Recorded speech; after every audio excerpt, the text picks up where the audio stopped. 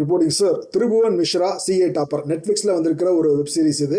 இந்த படத்தோட பேரை பார்த்துட்டு ஒருத்தன் வாழ்க்கையில் கஷ்டப்பட்டு ஜெயிச்சு படித்து எப்படி சிஏ டாப்பர் ஆறான் அப்படிங்கிறது தான் கதையாக இருக்கும்னு நீங்கள் நினச்சிங்கன்னா நீங்கள் ஏப்ரல் ஃபுல் ஆயிடுவீங்க. அது கதை கிடையாது. சிஏ டாப்பர் ஒருத்தர் ரொம்ப ஒரு கௌரவமான வேலையில் இருக்கார், ரொம்ப நேர்மையானவர், ஃபேமிலியோட ரொம்ப அட்டாச்சாக இருப்பார், ஒய்ஃபோட ரொம்ப ஒரு இன்டிமேட் ரிலேஷன்ஷிப்பில் இருக்கக்கூடிய ஒருத்தர் சந்தர்ப்ப சூழ்நிலையினால ஒரு மேல் ப்ராஸ்டிடியூட்டாக மாறுறாரு. அதுக்கப்புறம் அவரோட டூயல் லைஃப், அவர் லைஃப்பில் நடக்கக்கூடிய குழப்பங்கள், அதுக்குள்ள ஒரு கொலை, இந்த மாதிரி போகிற ஒரு கதைக்களம். என்னடா கதையே உள்ள அபத்தமாக இருக்கு அப்படின்னு நீங்கள் நினச்சிங்கன்னா இன்னும் பல அபத்தமான எலமெண்ட்ஸ்லாம் உள்ளே இருக்குது. ஒரு பையன் இப்படியெல்லாம் பண்ணுவானா, ஒரு கல்யாணம் முடிஞ்ச பொண்ணு இதெல்லாம் பண்ணுமா அப்படிங்கிறதெல்லாம் தாண்டி ஒரு கப்புள்ஸ் இதெல்லாம் பண்ணுவாங்களா அப்படின்னு நீங்கள் யோசிக்கிற அளவுக்கு பல அபத்தமான பரங்கிமலை ஜோதி எலமெண்ட்ஸ்லாம் உள்ளே வச்சுருக்காங்க. இந்த கதையில் கொஞ்சம் அடல்ட் கண்டென்ட் இருக்குது அப்படின்னு சொன்னால் வாயில் புண்ணு வந்துடும். அடல்ட் கண்டென்ட்டுக்குள்ளே தான் மொத்த கதையுமே இருக்குது. பட் என்னென்னா சில ஒரு லவ் மேக்கிங் சீன்லாம் இருக்குன்னா அதை பப்பரப்பேன்னு எதையும் எக்ஸ்போஸ் பண்ணி காமிக்கணும்னு அவசியம் இல்லை. அப்படி காமிச்சாதான் அந்த காட்சி இன்டென்ஸாக இருக்கணும்னு அவசியம் இல்லை.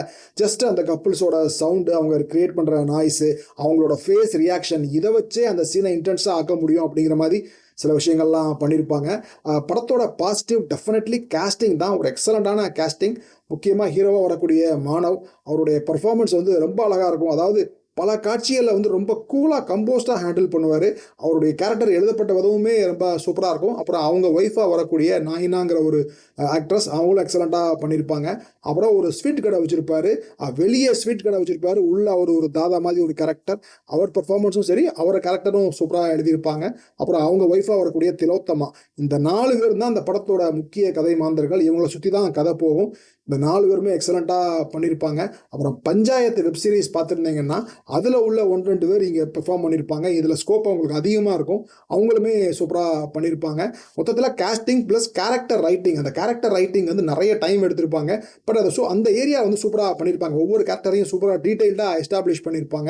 முதல் 5 எபிசோட் ஓரளவுக்கு போயிடும். சில இன்ட்ரெஸ்டிங்கான காட்சிகள்லாம் இருக்கும். அதாவது இவர் வந்து இந்த சீனில் இவர் வீட்டில் மாட்டிடுவார் அப்படிங்கிற மாதிரி ஒரு காட்சி வரும். பட் அதெல்லாம் மாட்டாமல் ஒரு மாதிரி சில கான்ஃப்ளிக்ட்லாம் சூப்பராக டீல் பண்ணியிருப்பாங்க. ஹீரோவோட மாமியாராக ஒருத்தவங்க வருவாங்க. அவங்க பெர்ஃபார்மன்ஸ், அவங்க வர்ற சீன் எல்லாமே பட்டாசாக இருக்கும். அவங்களுடைய பெர்ஃபார்மன்ஸும் சரி, அவங்க கேரக்டர் எழுதப்பட்ட விதமே ரொம்ப நல்லா இருந்துச்சு. ஸோ முதல் 5 எபிசோட் ஓரளவுக்கு பார்க்குற மாதிரி இருக்கும். பட் அதுக்கு அடுத்த 4 எபிசோடு வந்து உண்மையிலேயே டெரர் தான். போக போக சுமார் ஃபினிஷிங் டமாருங்கிற மாதிரி ரொம்ப போர் அடிக்கும். ஒவ்வொரு எபிசோடும் 50-55 மினிட்ஸ் போகும். அதெல்லாம் ஒர்த்தே கிடையாது. ரொம்ப ஃபினிஷிங்கில் ஒரு கன் ஃபைட்டு, ஒரு கொலைக்கு அப்புறம் நடக்க ஒரு கேட் அண்ட் மவுஸ் கேம், இதெல்லாம் இன்ட்ரெஸ்டிங்காகவே இருக்காது. பல காட்சிகள் சில்லியாக இருக்கும். ஸோ ஓவராலாக முதல் 5 எபிசோட் பார்க்கலாம். அதுக்கப்புறம் ஃபார்வர்ட் பண்ணி பார்த்தா ஒர்க்கை பார்க்கக்கூடிய ஒரு ஆவரேஜான வெப் சீரிஸ். பாய்.